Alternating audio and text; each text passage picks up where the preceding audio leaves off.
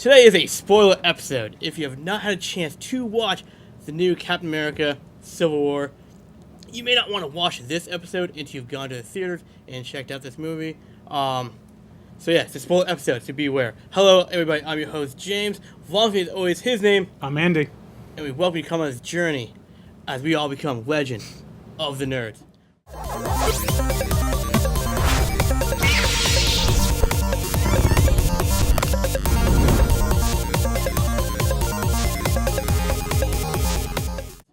We have a jam-packed episode, Andy. Jam-packed today. Are you ready for this episode? I'm all ready. I'm always all real set. hyped from this movie. It was an amazing movie. I remember I watched it, 2 weeks ago or something like that? We watched it basically opening weekend. Yeah, so, I don't know, 2-3 weeks ago. I'm still reliving it in my head. Some parts have gone me. I have to go back, think about it, but I remember all the really cool parts that stuck out in my head.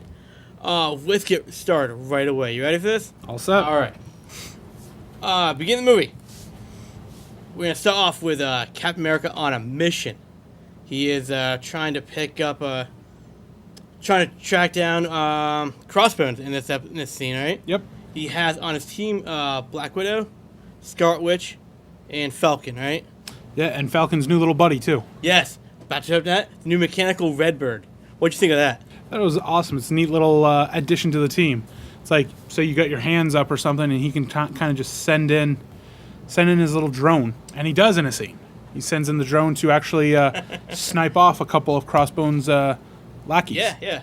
I think, from Marvel's aspect, I think doing a mechanical Redbird was probably better than training a bird to do the scenes. Mm-hmm. It makes way more sense. And you look at Falcon's character, just everything about him is mechanical.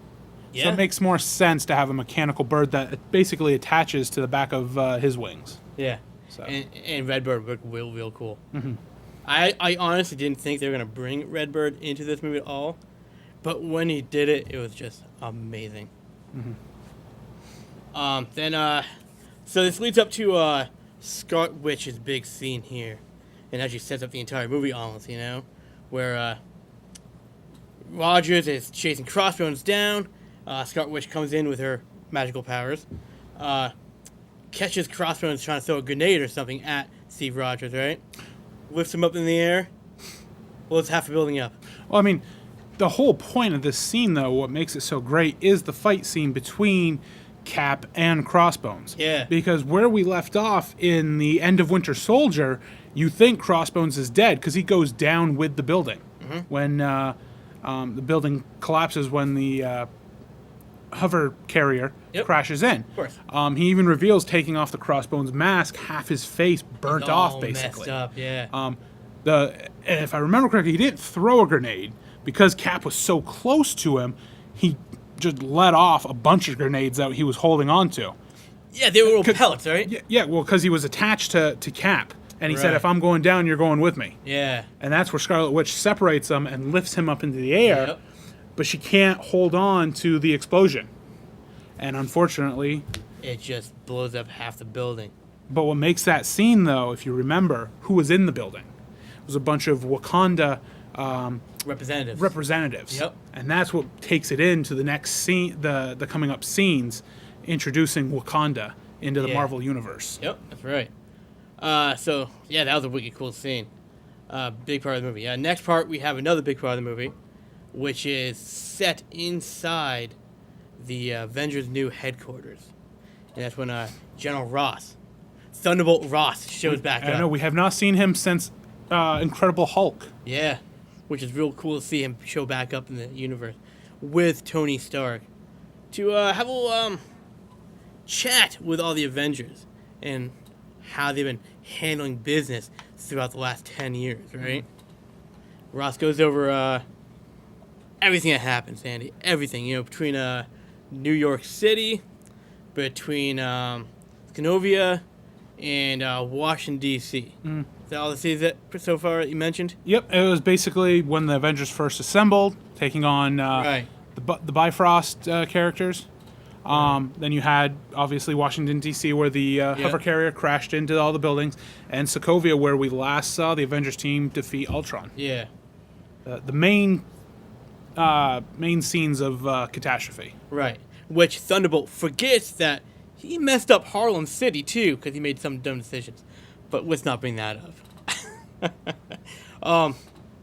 So, him and Tony Stark's plan is pretty much to put the Avengers on the side until needed.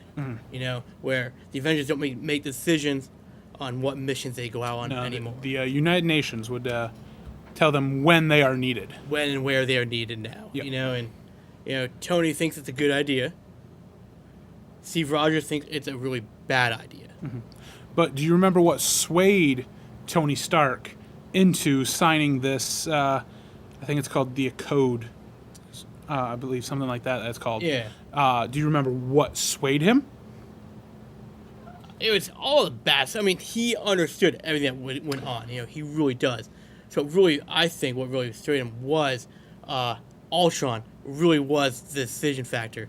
Because that was his dumb decision. He made that problem. To me, what swayed his, though, if you remember, he's at the University of MIT giving a speech. And when he goes down into the basement to sneak off so that he doesn't have to answer any questions about his relationship with Pepper Potts, which is a little side story, somebody from Sokovia shows up and says, "This was my son." That was after the scene. That was he hadn't signed it yet. But that swayed his decision because then he brings that up to Cap and says, "This person died while in Sokovia because of us." Okay, yeah, that big scene right there, yeah. Okay, yeah. But then, because I think it's eating away at him, the people that have died, because it's been eating him for a long time. Yeah, it really has. Because yes, we are defending the Earth, but is it because we're here that villains are showing up? Mm-hmm. You got to think of it that way too. Yeah. So I mean, that was that huge big scene right there, which led into Thunderbolt takes off, and then they're still talking about it on the, Livium, whatever, Then Steve gets a text message, that a friend died. This is the tearjerker. This is. I mean, we knew this was going to happen sometime. Mm-hmm. I honestly didn't think they were actually going to do anything with it at all. It makes sense, though. I'm kind of glad they did it. It when we get down just a couple minutes down the road here, it will make sense soon. Yeah. I mean, I'll let you finish, but I have it right on my head. Yeah. So, yeah. No, finish up, man. Finish your thoughts. So, I mean, we find out who it is. Yeah. So, on the phone, which is, unfortunately, Peggy Carter. Yep. Who passed away, which we knew in Winter Soldier she had Alzheimer's and everything, so she was forgetting. She was super old anyways. Yeah, it ended up being, I think, in the newspaper said she was 98. Yeah. So she lived a long life. Yeah. But what makes this scene so good, because when they go to London for her funeral, is Cap also revisits Agent 13, which is another Agent Carter, and Sharon Carter. Well, that's because she showed up at the funeral. So that's why they... because he doesn't know that she's Peggy's niece yet until they say Peggy's niece, Miss Carter, would like to step up. Yeah. And, I mean, even though it's a small thing with her death introducing it, it makes sense because that gets Cap and Agent Carter back together. Yeah. Because the last time we know, he thinks she's just a S.H.I.E.L.D. person who was watching him. S.H.I.E.L.D. agent, yeah. Yeah, back in Winter Soldier. Yep. So now they're set in London. That's when honestly the Civil War really just takes off, because what happens? Another bombing happens at the UN building, right? Yeah, because they're all getting together to discuss this treaty that they're going to sign for all the warriors. Black Widow was the one that really showed up, right? Yep, it was just Black Widow there. Yeah, she showed up. Now, does it explain why Tony didn't show up to that? No, I don't remember why he hadn't shown up for that yet. Because it would make sense if he actually showed up that too. He might have. I don't remember seeing him there. I don't remember seeing him either. Because I know the Wanda King thanked her for being one that showed up, But this part actually introduces our favorite prince, then to be king, the Black Panther, right? Yes. That's his name, the Black Panther. Yeah, they're weird African names, so it's hard to pronounce them. So I just call his father the Wakanda King, and I just call him Panther. Yeah. But, so the meeting gets going. the king is talking, and then T'Challa sees like a bomb or something, right? It was a missile, right? No, it was actually it was just a. Was it a bomb? I think the bomb was in a van that was parked outside the building. Okay. That's what it was. And all of a sudden, somebody notices it and yells bomb, and boom. Well, I think T'Challa like sees it, you know? He sees something, and he like tries to get his father out of the way. Yep. But too late, right? Exactly. Yeah. And everyone states, because what they saw was the Winter Soldier all of a sudden reappears. Yeah. On a manhunt. Yep. So this leads to Captain decides to hunt down Bucky again. You know, tries to find him, right? Yep. So that leads to the next big scene of Captain's big search. You know, find out where Bucky is. I believe Falcon was there helping him out too, right? Yes, because Falcon was at the funeral supporting Cap and everything. Yeah. Yeah, so they're both trying to find him, and this actually leads to a really cool chase scene. I actually enjoyed this chase scene a lot. It was on a motorcycle and foot. Yeah, well, I mean, the whole... And air. Yeah, because the whole scene starts where Cap actually knows ahead of time where Bucky, his apartment is. Right. And he shows up there, and Bucky tells him, Steve, I have not done nothing wrong. I was not part of this bombing. He's trying to figure out who's framing him also. Mm-hmm. And at the same time, they send the army to go get him, because I think it's now they're in Germany. Yeah, I think you're right, yep. Because it ended up that's where he's been. So the German army's going after him. But also on the side, now that we have a new Wakanda king, he's also he was actually already the Black Panther. Yeah. But he wants to avenge his father's death. So he's sneaking up like a little panther. Yeah. Going after Bucky at the same time. They're jumping roofs. It was so cool to see Black Panther finally, you know, instead of just the trailers. Yeah. That suit looked phenomenal. Exactly. And like you said, there is. The chase scene happens on the roof. Then they eventually end up down on the ground floor and everything. They go through the tunnel. Yeah. Which that's where you get to see Black Panther the most, with the speed. The enhanced suit gives him speed, strength. He outran Captain America. Yeah, he was outrunning cars, for crying out loud. But like you mentioned, the motorcycle scene, Bucky on the motorcycle, and Panther like basically hopping almost on the back of the motorcycle itself. But ends up being everyone gets surrounded at the end with all the cars crashing and everything, and that's where they get arrested. Yeah, yep. And even Black Panther gets arrested because he's this vigilante almost, and he's doing something when he's not told to. Yeah. It ends up being Iron Man and War Machine who apprehend everybody. He gets diplomatic immunity, right? Yes, because he's the king. Of course. Yeah. Which leads up to another cool scene, and you brought this up before the show, with Zemo, Baron Zemo, and how important he is to the movie, right? Yeah, he's not called Baron yet. He's just called Helmut. It's Helmut Zemo, Helmut. Well, Helmut is his middle name. Okay. Yeah. But I don't think they ever used Baron yet. I don't think they did, because I mean, like in the universe, there's really two Baron Zemos, you know, and this one they're going with Helmut. That's why they use that name, you know. So, but when you tell us how important Zemo is to you in this universe, and you know, with the comics itself, to me, the Zemo in the MCU, the Marvel Cinematic Universe, is horrible. Okay. I hate it because, to me, when you see the Marvel's Zemo, he starts off with, I believe it's his grandfather back in World War II, working for Hydra and the Red Skull. And then it evolves. And then you get this Zemo who's going after Cap, obviously, and the Avengers nowadays. So when I see this Zemo who has no ties to Hydra, it just makes no sense. The whole backstory with this Zemo is he was working in the Sokovia army back in Age of Ultron.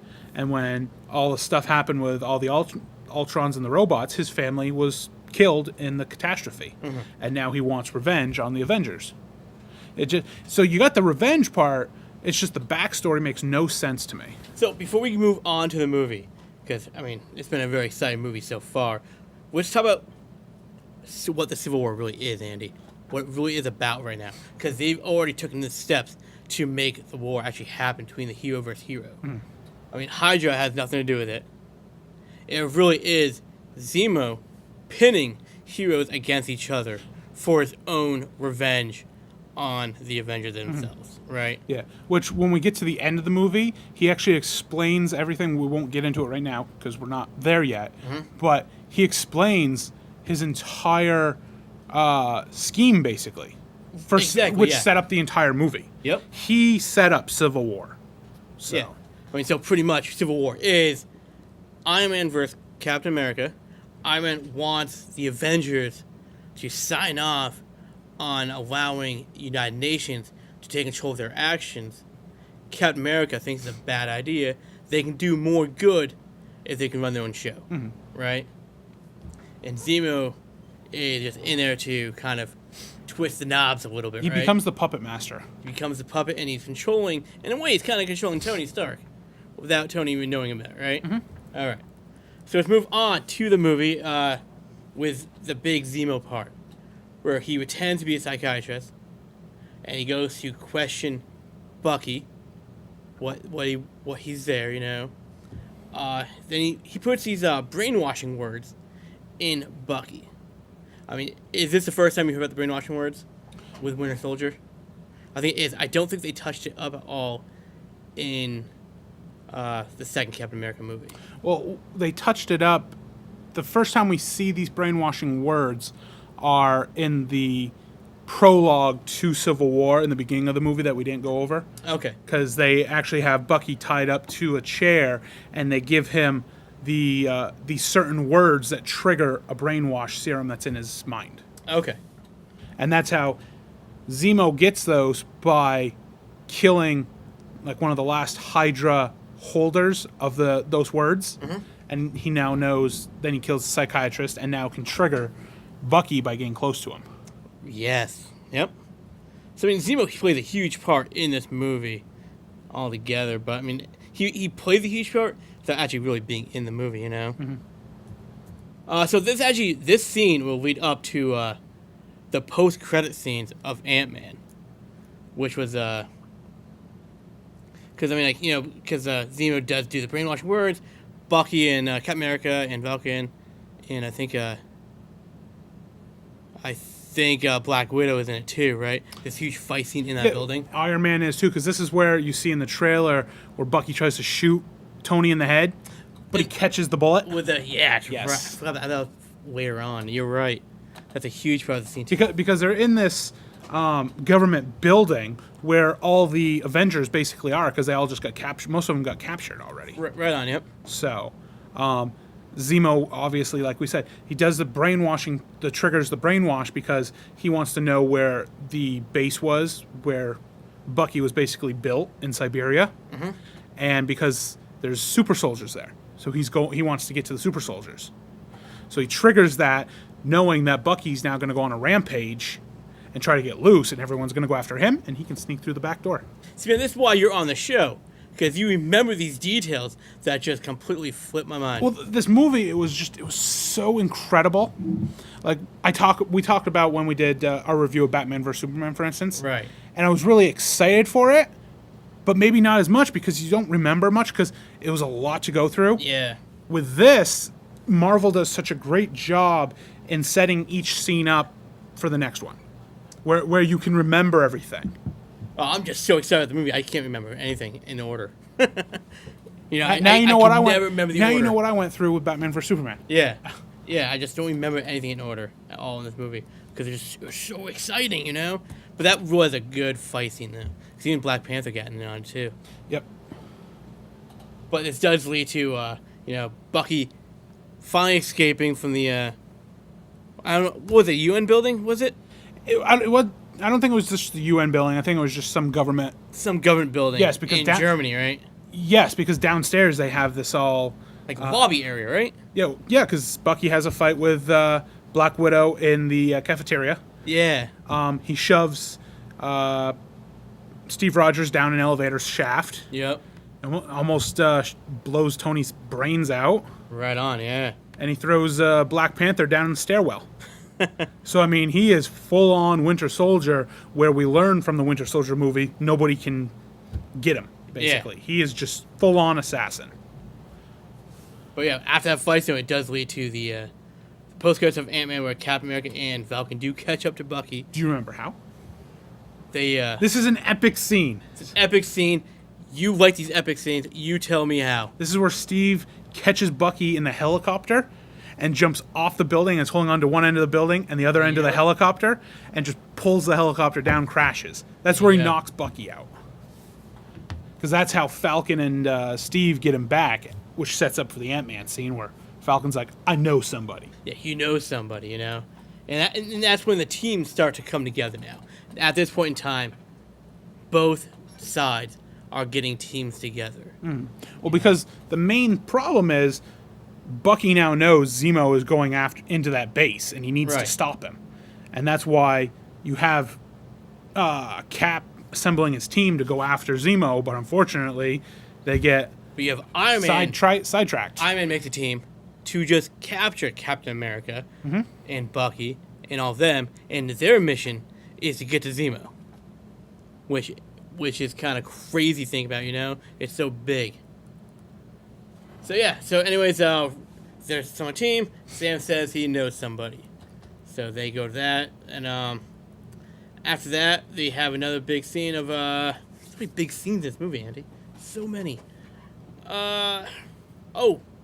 We have this huge spoiler one, this scene here. One of my favorite scenes in the movie was the Hawkeye scene.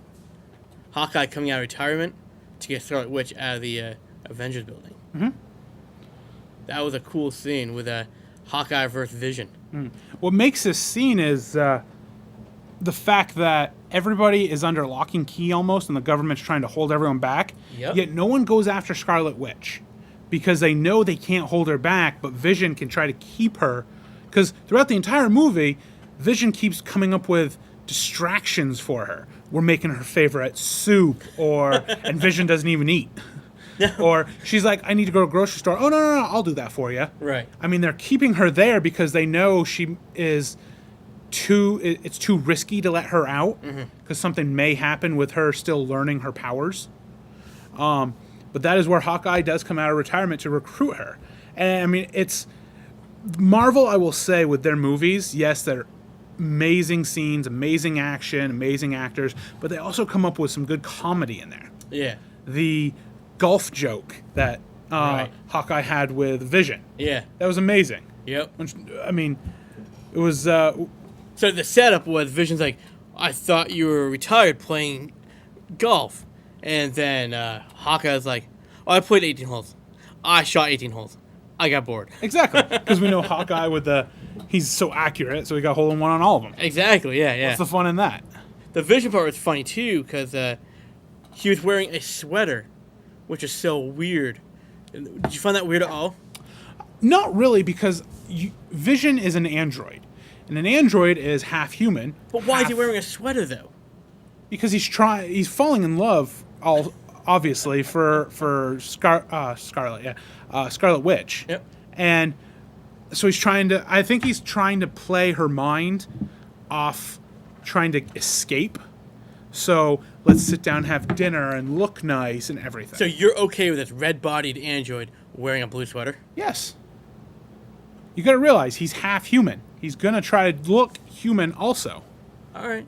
In certain ways. I wasn't digging it, but I'm glad you did. That's why Marvel does it, for people to like it or criticize it. That's why they do it. It was great, though, seeing when Hawkeye recruits Scarlet Witch, the little fight scene she has with Vision inside the Avengers base. I mean, she literally puts him, 30 floors down into the ground. Oh, that was an incredible shot. So, it was great. It was great. So now we know kind of who is on Captain America's side. Let's jump over to Tony Stark, where he's assembling a team as well. He should have. What would have made this scene great is if they had like a split screen. You got Falcon saying, "I got a guy," and at the same time Tony saying, "I got a guy too." That would have been perfect because he does. He's got that little ace under his sleeve coming up here. Yeah, he does. So Tony takes a road trip. He takes a trip to Queens. Queens, yes. He takes a trip to Queens to see Peter Parker. And this was an amazing scene because I was worried that it was going to play out like the trailers where we don't know Peter Parker at all. And here's Spider-Man just showing up. You know? So I'm glad they actually walked you through the steps of recruiting Peter Parker first. How'd you feel about that? It was great. I could see there was the part where when Peter walks in, Tony's talking to Aunt May. Mm-hmm. And I feel like some people who just go and see the movie might get ticked off. Well, Aunt May's not this little old lady and stuff. She's not, because if you realize, Tom Holland, who plays Spider-Man, at the time when they filmed it, was 16 years old. So he's playing a 16-year-old kid. Yeah. Aunt May is not going to be this old lady when he becomes this adult fighting crime. She's going to be this good-looking chick. I'm glad they went with a younger Aunt May. Mm-hmm. Honestly, I really am. It made a good touch. Because, I mean, and my other favorite part is that they didn't do a backstory on Peter Parker at all. We don't need it. We know what happens with him. Well, we're going to see that in the Spider-Man movie, maybe.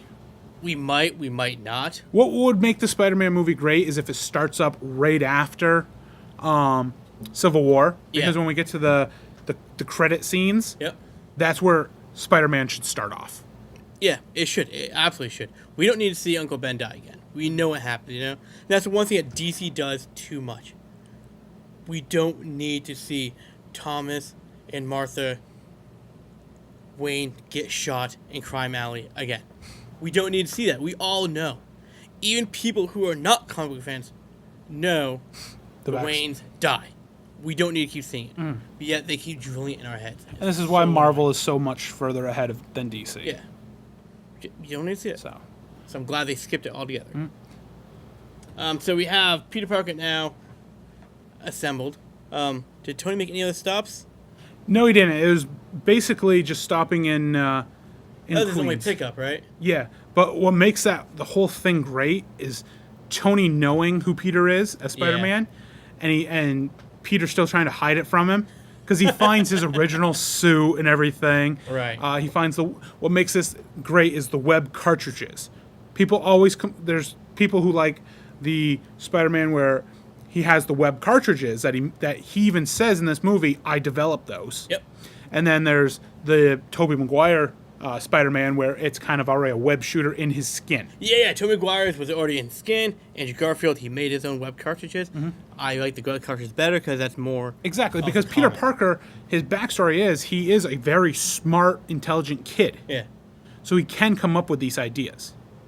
So, but he has a crappy suit, and we'll see on Tony actually develops his suit for him, the Spider-Man suit. And that's one thing that Marvel, or Sony at the time, didn't understand, that Spider-Man's only real powers is fast healing, agility, and strength.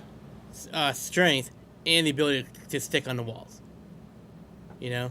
He doesn't actually have the ability to shoot the webs. You know, that was developed. And I'm glad they kept it that line. Mm-hmm. It's the best thing to do. But it's nice. What was great with this is you learn kind of like the addition to Tony being a smart guy too, and all the stuff he can developing a suit. Yeah. And maybe down the road, maybe in the Spider-Man movie, we see Iron Man show up with some more gadgets for him down the road. Whoa. So we could see him in the next Spider-Man movie. You know, Who knows? I mean, that's the thing about Marvel. I mean, things can just show up out of nowhere. That's the best part. You know, it's the best. That's the best thing about Marvel right there. Yeah. So that was his one recruit because he already has his whole team, right? Yep. Let's go over the teams. Want to go over the teams right now? Sure. So let's go over Captain America's team first. Yep. We have Captain America, obviously. Yep, Captain America. Bucky Barnes, the Winter Soldier. Bucky. Falcon. Ant-Man. Scarlet Witch, and Hawkeye. Yep. So it's actually 5-5, right? It's 6. It's 6 and 6. Yep. All right. So now on Iron Man's team, we have Iron Man. Yep. Black Widow, Spider-Man, Vision, War Machine, and Black Panther. Yes. Is that right? Yep. That was 6. All right. Yeah. So it's been a great. This leads up to the airport scene, right? Exactly what everyone's seen already in the trailers.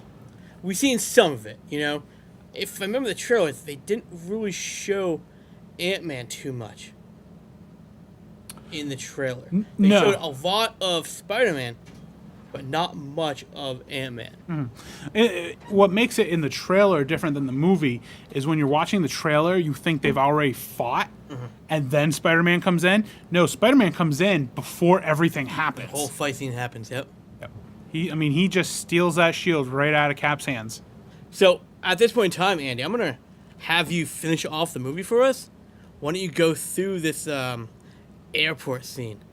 Why are they at the airport in the first place? Well, I mean, they're at the airport because they have a Quinjet. Steve Rogers has a Quinjet waiting for him to take him to Siberia, obviously, to go capture Zemo. And they all think he's going to the base, I believe, to recruit these super soldiers that are sitting there. Unfortunately, like I said, they get sidetracked. This battle is epic because I think, for one, you see, obviously, Spider-Man. People get excited over that. I got real excited over that. But it pins the right characters to fight each other. When you see them lined up and head towards each other, just pause it there and you can see who's facing each other. And then, obviously, they do in the movie. You have Hawkeye versus Black Widow. Great match. Yep. You have Vision versus Scarlet Witch. Yep. Black Panther versus Bucky.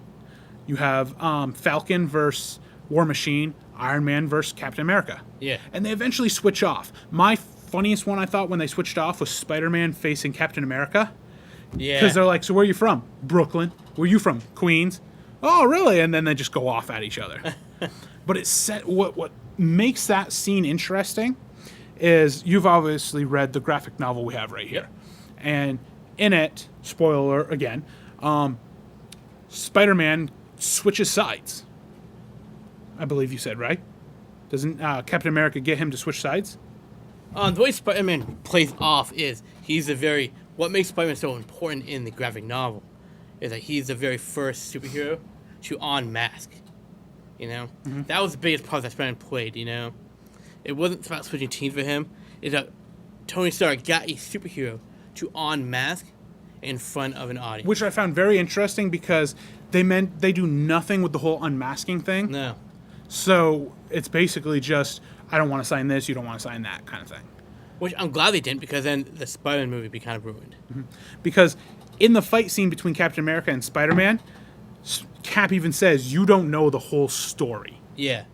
Because you just got recruited at the end. And all I'm thinking is, as they're fighting, is going to get into Spidey's head and think, maybe I'm fighting for the wrong team. Right. The other great things in this battle are we learn of new moves from a certain hero. One of my favorites, Ant-Man. Yeah. Does the shrinking ability, gets inside Tony's suit, which was hilarious. That was a great scene. But then they're losing a little bit, and he says, I might have a way to win this battle. And he just goes supersize, and he grows bigger than a plane. I mean, he can pick up a plane and throw it at people. Yep. And everyone's like, where's this coming out from? Because no one knew Ant-Man could do this. I mean, we all know Ant-Man's abilities, that he can shrink and enlarge himself. I mean, he's honestly Ant-Man, and he's also Giant Man. Yeah. Yeah. So it was a great little touch, which we may see in the Ant-Man sequel. Yeah. So that's a plus. So the battle enrages. I believe the scene first happens. Bucky and Cap actually get away and head towards the Quinjet. Yep. One person is there to maybe you think stop them, which is Black Widow. Yeah. She has a change of heart, maybe, and lets them get by as Tony's like, what are you doing? And I believe she blows the door before anybody else can get through, and they take off in the Quinjet. Unfortunately, War Machine and Iron Man can fly too, and they head after the Quinjet. Tony tells Vision to shoot them down as he's still battling with Scarlet Witch. And this is a very big scene for you, I know, because of the one thing that happens with Vision. He misses. Yeah. And explain. Why don't you explain why he missed? I mean, I remember watching this in the theater, and you were even telling me this is a.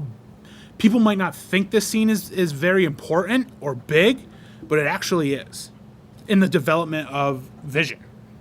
Yeah, Vision is. I mean, throughout the whole Vision scenes in Civil War, he kept talking about one thing about him, and that's that little crystal up on his forehead, which nobody knows yet is the Mind Infinity Stone. We don't know what it is yet, so he keeps telling he's battling that, trying to control that, and he's got to focus and concentrate real hard. And somehow in this scene, this fight scene at the airport, where he just loses focus for a minute, and he missed the target. And that was huge, because, that's going to bring up the Infinity Wars. That one we'll see is going to help bring along the Infinity Wars, I think. But he hits War Machine. Unfortunately. Yeah. It blasts the entire power cell and chest right off War Machine. And he fell quite a distance, and nobody could catch him in time. Yeah, he fell pretty far, yep. Everyone's seen this scene where Tony rips the mask off, and you think Rhodes is dead. Yeah. It could have been a possibility, because I think people were expecting someone to die in this movie. And that's what makes the trailer so good, is that you watch that trailer, you're like, they just killed off War Machine. Mm-hmm. Spoiler, he's not dead. He's not. He's well. He is badly damaged. Yeah. He gets to be, they say in the hospital, he is paralyzed. Yeah. From the waist down. Yep. I'll get to later what happens in the hospital, because it was in a credit scene. But were you upset that no one died in this fight scene? I really thought someone was going to die. No, I'm not. I'm really not. There was the candidate of who was going to die in this movie. Mm-hmm. And those are, Captain America. Steve Rogers up on that list of who may die. Yep. The trailers, War Machine was obviously one of the things. But the big one that they thought that was going to die was Hawkeye. That was the number one pick that was going to die in this movie. See, one of the ones I also had read and thought also was, even though she didn't have a big part, to me she was a big part in the movie, which was Sharon Carter, Agent 13. With the reintroducing of her, I really thought something was going to happen to her, because when Cap, Falcon, and Bucky break free from the jail, she breaks free their equipment. And under a bridge, this was a very good scene too, because she hands off the equipment, but then the love story between Cap and Agent 13 starts to happen, and they have a little lip lock action. and it was funny, this is where the comedy comes in. You have Bucky and Falcon in the car, kind of like, ooh. Right. Kind of like, so you see a love story happen, and what always happens in the movies when you see love stories, tragedy usually happens. Right. So something could have happened. Usually, I didn't think it was her, because you have to develop a love story first. Mm-hmm. And that one little scene that really, honestly, it really wasn't all that important of a scene. There wasn't enough there to say she's going to die. Okay. So that's why she wasn't even on the list for me all. Mm-hmm. Yeah, but... Well, we'll get back to this.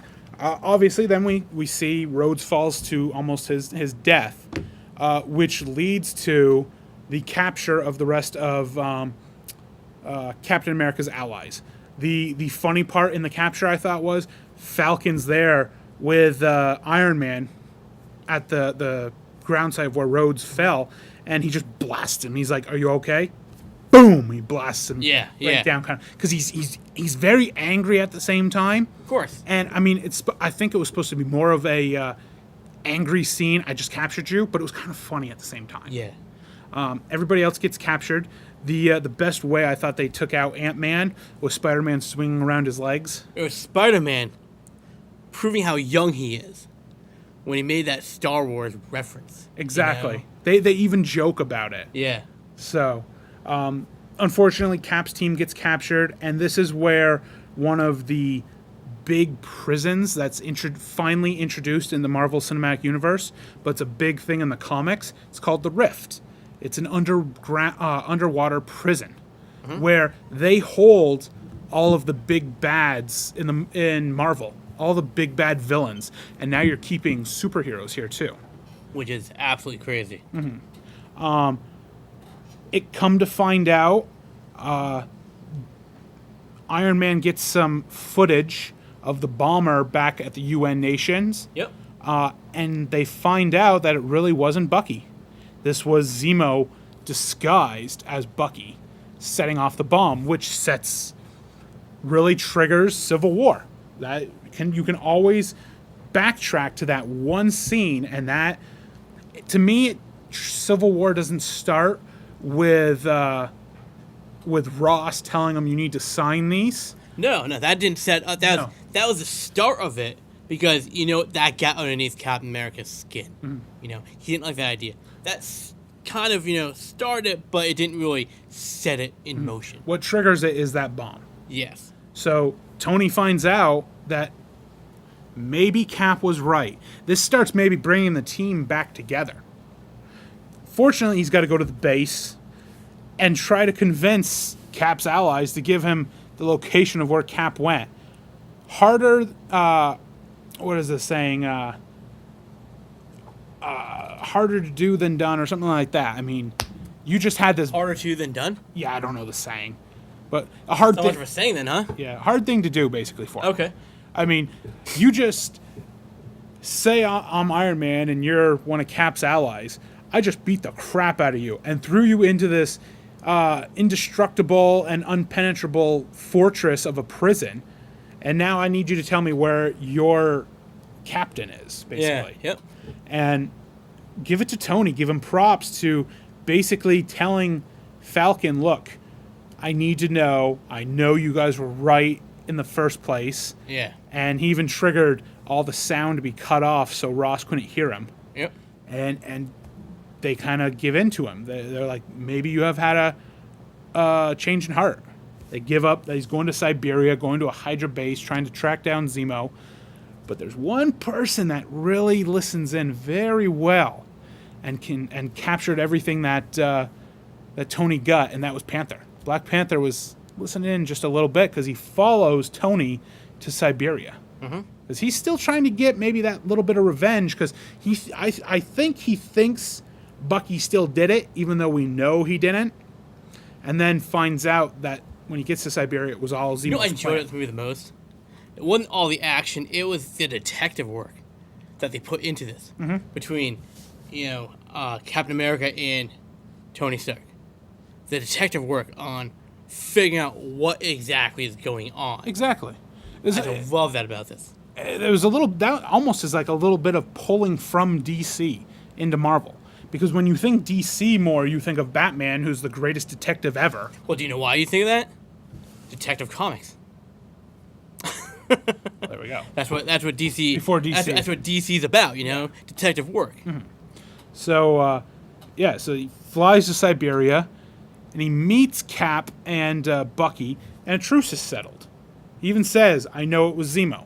Yeah. Zemo framed you. Let's get this guy together. They get to inside the Hydra base, and I think everything starts clicking for Bucky. This is where I became the Winter Soldier and everything. And Zemo has now, I think there's 6 cells with super soldiers in them, and Zemo has put a bullet inside every one of them. But he also said they were already dead in the first place. Because, you've been sitting here for how long? So why waste the bullets? I don't know. Why do you think he would waste bullets? It's hard to say. I don't know. If... Maybe it was his plan to shoot him in the first place, and then he found... I don't know. Did he know that they're already dead? Or did he they're sitting here, I'm assuming they're already dead? Could be. Maybe it was... What's the whole story behind this? They don't explain. Because that right there could be the beginning of a new storyline. Well, my thought here, which I so badly want to see because I loved it in the Spider-Man animations back in the 90s, when they introduced Captain America and the 6 Forgotten Warriors. These 6 Forgotten Warriors have special abilities also. Why can't those 6 super soldiers, become the 6 Forgotten Warriors? They were forgotten. They were left there. Huh. So. It's an interesting thought. I kind of want to see it, but I don't think it... Because in the storyline in the animation Spider-Man, Red Skull comes back because he got thrown inside a time vortex. well, that's kind of what happened at the end of the first Avengers movie, the first Captain America movie. You don't really know where Skull went. I want to see that come back I'm somehow. really glad you brought that up because the word out on the net is that Marvel did drop the ball by not bringing back Red Skull in this movie. And I think that would have been a good place to put him in. Right there. Yep. We finally get to the part which was the oh my god moment. Now, we didn't go over this earlier. No, but we didn't. The movie doesn't start out right where Cap goes after Crossbones. No, it doesn't. It starts saying the year is 1991. You see Bucky attached to a Hydra chair, and the trigger words come into his head. He's now brainwashed. They send him on a mission. He infiltrates this car going down the road, throws it off the side of the road, and pulls something out of the trunk. We come to later find out that is the super serum, super soldier serum that was trying to be made from Cap's blood. It was the Manhattan Project. Exactly. Nothing ever. You end up seeing they make 6 super soldiers, but none of them are actually the same as Cap. No one can manipulate Cap's super serum. Right. Bucky takes that and kills the 2 passengers in the car. You don't know who they are yet. Now, we saw this flashback, 3 times in the movie? We see it in the beginning right there. Yep. Then we see not really that flashback, but we see The lead up to that flashback. exactly. You have Tony Stark using holograms, watching his parent the last time he saw his parents. Yeah. So watching this movie, you might start putting 2 and 2 together, and then in this third scene is the oh my god moment. Zemo shows them Hydra footage of Bucky on his mission, killing the 2 people, and come to find out those 2 people driving the car were Tony Stark's parents, which we all know they die in a car accident, which you never really see, I think, in a comic or anything. I don't think they ever explain who killed his parents, how they really died. They just say it's in a car accident. So this is a nice little added touch into the movie, I think, giving us maybe answers that aren't really the answers. Right. But it's a nice little addition to the movie because it triggers Tony Stark in becoming someone who wants revenge more than saving people. Because you got superheroes now who want to kill each other. Here's what's good about that scene was that beginning of the movie, Tony Stark was after Captain America and Bucky. They wanted him captured. At that scene inside the prison or inside the Hydra base, they kind of made up, okay, we're good now. And then the footage shown, bam, Tony Stark is back crazy and ready to take down Bucky. And like I said, it triggers something in him where I'm not going to capture you and give you to the UN. I am going to kill you and avenge my parents. You don't see superheroes wanting to kill somebody else. No. That is the big no-no. That's what made this scene great because you don't see it happen. And what an epic battle it was, too. Zemo, again, going out the back door. Yep. And the fight begins between mainly Cap and Iron Man because Cap is telling Bucky to run. Yeah. Bucky almost gets away, and Iron Man shoots the door shut on him. And without using the suit's tracker, he's like, I'll just eyeball it. He's eyeballing it, yeah. And he shot him down. This makes a great scene, which hopefully they'll reintroduce down the road. But Bucky and Iron Man start having a fight. Bucky tries to rip out the power core. Yeah. Which won't kill Iron Man anymore. Nope. Because at the end of Iron Man 3, he gets the shards taken out of him. But it'll still shut the suit down. And at the same time, Iron Man blows Bucky's mechanical arm off. Right. Which makes me think they might do something down the road. Are you going to rebuild it into another mechanical arm? Are you going to make it cybernetic, looking like a real arm? I think that's going to trigger something down the road sometime. It ends with then Iron Man and Captain America going back and forth, and I love How cool is this fight scene though between Captain America and Iron Man? It was amazing. Bucky. 2-on-1 situation passing the shield back and forth. was just so well done. That right there was like Bucky could be the next Captain America. There's been scenes going back to Winter Soldier where it proves something that I see it happening down the road where Steve Rogers dies. It might happen in Infinity War, and Bucky becoming the new Captain America. There's been so many scenes where Cap throws the shield at Bucky when he's the Winter Soldier, and he holds it just like Captain America. Yeah. And then the passing of the shield back and forth. It really... Everyone says no, they think it's going to be Wade. It's going to be Wilson, Falcon. Sam Wilson, yeah. Sam Wilson. I don't see it happening because I like the whole Falcon character more. Honestly, I don't see Steve Rogers dying at all. Yeah. Throughout the universe, from to the end when Marvel's finally done with this series, I don't see Steve Rogers dying at all. Because I see it if it did happen at the end of the first Infinity Wars, he dies, and then we'll get to it because it's in the mid credit scenes where I'll get to it. But you're right, the fight scene's amazing, and I love Cap's words going to Iron Man. I can do this all day. Yeah. Because he can. Yeah, he's busted up and bleeding. He said that because of the very first Captain America movie, where before he was transformed into the super soldier, he was this young, short guy getting his butt kicked behind a movie theater, and he's like, I can do this all day, and right now, Iron Man is kicking his butt. He gets back up all bloody and stuff. I can do this all day, So it just shows homage to the first movie. It shows the heart of Captain America. Exactly. He might not have these superpowers. He has obviously his superpowers, which are his strength and speed and stuff like that. But he doesn't have the typical superpowers of all these other guys, I think. Like Hulk hulking out and Iron Man with the suit and everything else like that. It shows his heart and determination. Yeah, of course. That you push me down, I will get back up. He is the heart of America. Yeah. So, it was great how it ends, though. He knocks down Iron Man, and you just see him lift the shield, and he's going to come crashing down with the sharp edge of the shield onto Iron Man. And you might think, is he going to decapitate him? I mean, it's one of those scenes where you're trying to kill me. Well, I'm going to try to kill you back, but that's not Iron Man. And instead of going to the throat, he goes to the power source where he knows this is done. Yeah. I take out your power core, you ain't getting up. You're finished. And he does. He stabs the power core with the shield. Yep. Picks up Bucky, grabs the shield back up, goes to head out, and the great scene here was Iron Man telling him, that shield does not belong to you. That is government property. And it is true, because with this new law, all your weapons and abilities were given to you by the U.S. government. Yeah. These aren't this is not your property. And he was right by saying that, especially with this new law that the UN signed where you all have to listen to us. Right. And Cap's basically like, fine. Gives up the shield, gives up the red, white, and blue. He is no longer Captain America.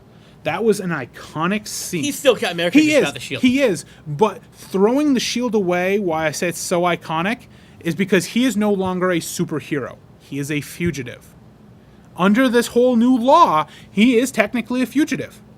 Because when we get to the mid-credit scenes, what he does in the mid-credit scenes proves my theory. So leading up to that, though, in the aftermath, we see Tony all bandaged up and everything, and he builds an exoskeleton suit from the waist down for his buddy Rhodes, War Machine, to help him re-walk. Mm-hmm. He's trying to get through physical therapy. And what leads up to my conclusion with Captain America is, towards the end of the movie, where they're talking about the battle and everything and what happened, and Ross telling Iron Man, you no longer can do your own thing, you need to listen to me. You see somebody going into the Raft prison and rescuing Cap's allies, and it is Cap.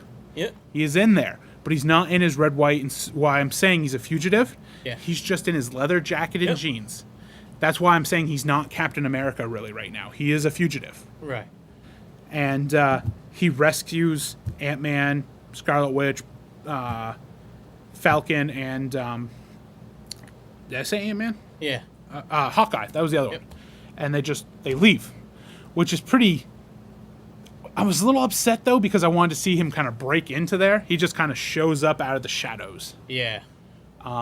but it just ends, just like that. Getting into what we like to do, stay watching the credits. Yep. The first mid-credit scene is Cap, Bucky, and Black Panther in Wakanda.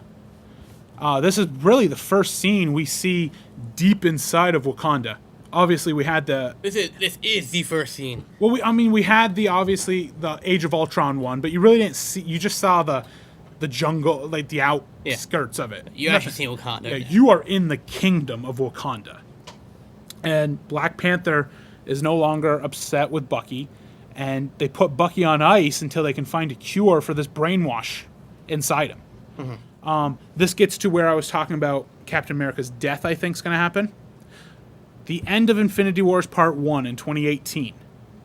I see Cap dying at the end and them defrosting Bucky to become the new Captain America. I mean, it might not happen because I think they said they have Chris Evans signed for both both of Infinity War movies. Chris Evans is on for the whole thing. But it's one of those things you can kind of think of what might happen. Right. Just the little tweaks. I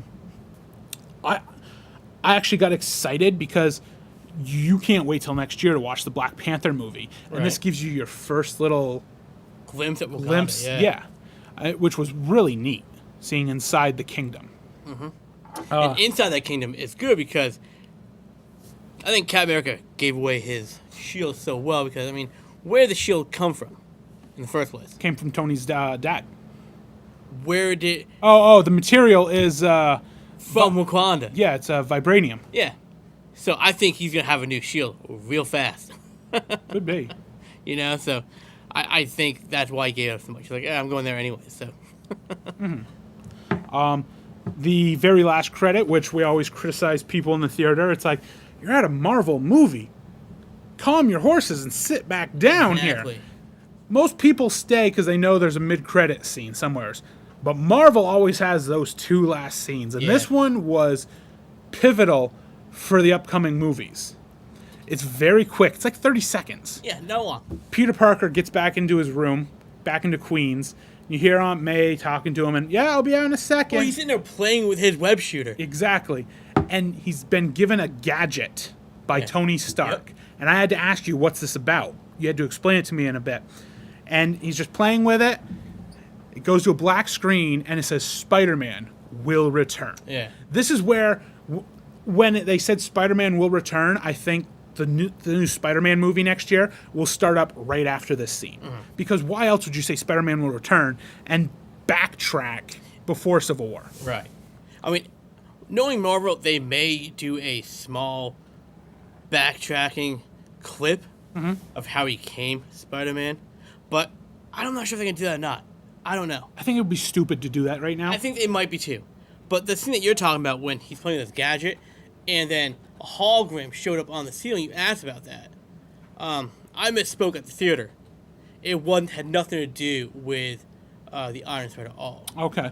What it was is in the comics, that's like his flashlight kind of thing. It's a signal, you know? Oh, okay, a signal light, yep. Yeah, that's all that was. But it was really cool to see. But it's neat that it was given to him by Tony, which makes us wonder, will Tony show up in Spider-Man? He could. I mean, they're all in New York. They're just a web swing away.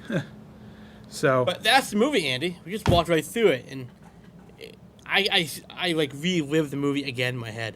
I'm not sure how you felt about it. Well, I know we always say if we could afford it, we'd be going to watch this movie over and over and over again. Yep. We can't really. No. One of those movies where if you haven't seen it, go see it when it comes out on DVD and Blu-ray. I'm buying it. I gotta get it. Yeah. It was. I did notice right now, even though it's only been 2 weeks, it hasn't made the same as the Avengers movies yet.